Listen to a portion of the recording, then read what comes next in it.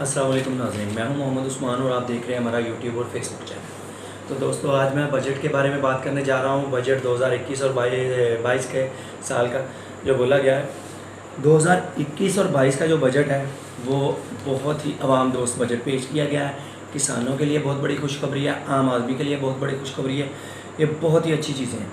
ये जो total budget पेश किया गया, ये 8,487 अरब रुपये का बजट पेश किया गया। 8,487 अरब रुपये का टोटल बजट पेश किया गया है।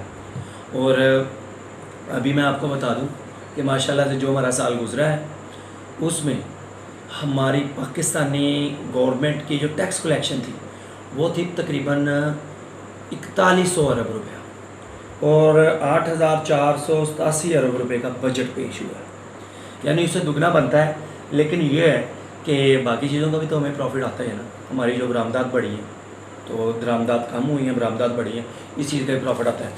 तो दोस्तों, हम बात करने जा रहे हैं कि कौन सी चीज़ें सस्ती हुई हैं और कौन सी चीज़ें महंगी हुई हैं। तो सबसे पहले तो हम बात करेंगे अपनी सस्ती चीज़ों की। सस्ती चीज़ों में और रिलीफ जो मिले हैं वो मैं आपको सारे इकट्ठे गिनवाऊँगा, तो आप मेरी बातें सुनते जाएँ और इंशाल्लाह आपको इस बात का इल्म हो जाएगा। पहले हम सस्ती बातों की बात, सस्ती चीज़ों और रिलीफ की बात करेंगे, उसके बाद जो चीज़ें महंगी हुई हैं उनकी बात करेंगे। नंबर 1 पे सस्ता होगा पेट्रोल और डीजल, वो अब सस्ता होगा। ओके। नंबर 2 पे होगा जो सिरिंज है मेडिकल की शोबे में, और डिस्पोजेबल चीज़ें ऐसी जो है, और ऑक्सीजन के सिलेंडर जो है वो सस्ते होंगे। और कॉस्मेटिक जो मुकामी तौर पे बनती है वो भी सस्ती होगी। सरकारी मुलाजमीन की जो तनख्वाह में है वो 10% इजाफा किया गया और पेंशन में 10% इजाफा किया गया। मेरी गाड़ी स्कीम मुतारफ़ करवाई गई है, उससे लोग अपनी गाड़ी सस्ते थोड़े पैसों में अपनी गाड़ी ले सकेंगे।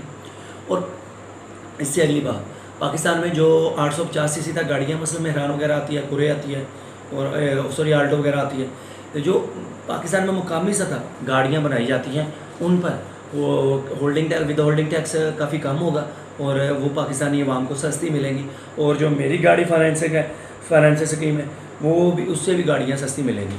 और हो सकता है कि शरह सूद ना हो, अगर हो भी तो बहुत कम होगी। अभी 2022 में नई मरदमशुमारी होगी, ठीक है। अभी किसानों को एक बड़ा रिलीफ दिया गया। हर फसल के लिए किसान 1.5 लाख रुपए तक कर्जा ले सकता है, वो भी बिला सूद। हर फसल के लिए उसने आलू काश्त करना है, उसने गन्ना काश्त करना है, उसने गंदम काश्त करनी है, उसने मकई काश्त करनी है, उसने कपास, जो भी, वो हर फसल के लिए 1.5 लाख रुपए तक रिलीफ ले सकता है बैंक से। ये पाकिस्तानी गवर्नमेंट ने बजट में पेश की है। इसके बाद आ जाता है कि किसान ने हल्की मशीनरी जो अपना ज़री मशीनरी है किसान की, उस पर 2 लाख रुपए तक कर्जा ले सकता है, वो भी बिला सूद, उस पर कोई मार्कअप नहीं होगा। तो ये चीज़ें बड़ी ऑफ़र हैं किसानों के लिए और किसान इससे बहुत ज़्यादा खुश है। किसान रहनुमा भी इससे बहुत ज़्यादा मुतमईन है। और अभी 682 अरब रुपए की एक साल में आवाम को सब्सिडी मिलेगी। जो सब्सिडी मिलेगी वो खाने पीने की चीज़ों पे मिलेगी। और अभी मैं आपको बता दूं कि चिकन सस्ता होने वाला है, ठीक है। चिकन सस्ता होने वाला है और मवेशियों की वैक्सीन सस्ती होने वाली है। टेक्नोलॉजी वाले शोबों को रिलीफ दिया गया है। और टेक्सटाइल के 164 शोबे या 164 ऐसी बरामदात थी, उन पर टैक्स कम कर दिया गया, ठीक है, ताकि लोग बाहर ज़्यादा से ज़्यादा माल बेच सकें, उनको ज़्यादा से ज़्यादा मुनाफा। स्टॉक मार्केट पर आयद विद होल्डिंग टैक्स भी ख़त्म कर दिया गया है। ये स्टॉक मार्केट एक्सचेंज की जो डिमांड थी उस पर अमल दरामद करवाया गया है। स्टॉक मार्केट पर आयद विद होल्डिंग टैक्स भी ख़त्म कर दिया गया। और मवेशियों की वैक्सीन भी सस्ती कर दी गई है। और कामयाब नौजवान प्रोग्राम, कामयाब पाकिस्तान प्रोग्राम के लिए 10 अरब रुपये मुख्तस किए हैं। और NGOs पर कोई टैक्स लागू नहीं है। उसमें मुख्तलिफ NGOs आती हैं, ईदी आती है, सैलानी आती है, और भी बहुत सारे शौक़ खादम आती है।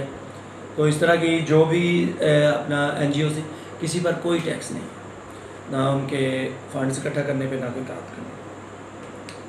और ओवरसीज़ पाकिस्तानियों के लिए एक बड़ा रिलीफ है।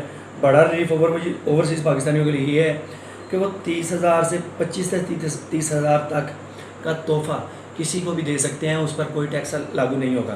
तो 25 से 30, सबसे पहली बात मोबाइल्स पर जो टैक्स लगते थे वो सबसे ज़्यादा ओवरसीज़ पाकिस्तानियों को भरने पड़ते थे। अब वो तकरीबन जो 30,000 तक का मोबाइल है उस पर टैक्स नहीं लगेगा और वो बगैर टैक्स के ही चलते रहेंगे। तो 30,000 के मोबाइल का कम से कम टैक्स 6,000 रुपया और 8,000 रुपया होता था, लेकिन अब वो टैक्स नहीं लगेगा। ये देखें कितना रिलीफ मिला है, टैक्स में छूट हुई है। कोई भी तोहफ़ा दें, इसके अलावा भी अगर आप कोई तोहफ़ा दें तो उस पर टैक्स नहीं लगेगा। अच्छा, अब बात करेंगे जो चीज़ें महंगी हुई हैं। जो चीज़ें महंगी हुई हैं उसके बारे में हम आपको बताने जा रहे हैं। जो चीज़ें महंगी हुई हैं वो चंद चीज़ें हैं।